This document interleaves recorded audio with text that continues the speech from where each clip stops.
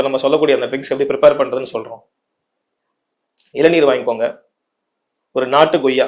அந்த கொய்யா எப்படி இருக்கும் அப்படின்னா உள்பக்கமாக வந்து சிவப்பாக இருக்கக்கூடிய நாட்டு கொய்யா. ஒரு 7 மிளகு, குறுமிளகு தான், 7 மிளகு எடுத்துக்கோங்க. ஒரே ஒரு வெத்தலை, கொஞ்சம் தேன் எடுத்துக்கோங்க. என்ன பண்ணுங்க, இந்த 7 மிளகை வந்து நல்லா இடிச்சு பொடி பண்ணிக்கோங்க. நான் எப்போ வந்து உங்களை மிளகு எடுத்துக்க சொன்னாலும் அந்த மிளகுல இரும்பு படக்கூடாது. இரும்பு பட்டுச்சு அப்படின்னா அந்த மிளகு வேலை செய்யாதுங்க. ஸோ மிளகை வந்து எடுத்துக்கோங்க, கல்லில் நல்லா இடிச்சு அதை தூள் பண்ணிக்கோங்க.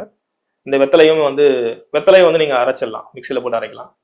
வெத்தலையை அரைச்சி கொஞ்சம் அதோட அந்த பேஸ்ட் எடுத்து அதை வடிகட்டி சாரா புழிஞ்சு எடுத்துக்கோங்க. அதில் வந்து நீங்கள் இந்த மிளகுத்தூளை கலந்துருங்க. இந்த மிளகுத்தூள், இந்த வெத்தலை அரைச்ச எடுத்து ஒரு இளநீர் எடுத்து அந்த இளநீரில் வந்து கலந்துருங்க. இதில் உங்களுக்கு வந்து இந்த கொய்யா பழம் சொன்னேன் இல்லைங்களா, இந்த கொய்யா பழம் வந்து எடுத்து நல்லா சுத்தம் பண்ணி சின்ன சின்ன பீஸாவோ அல்லது கொஞ்சம் கூழாவோ அதையும் அரைச்சி இது கூட கலந்து வச்சுக்கோங்க.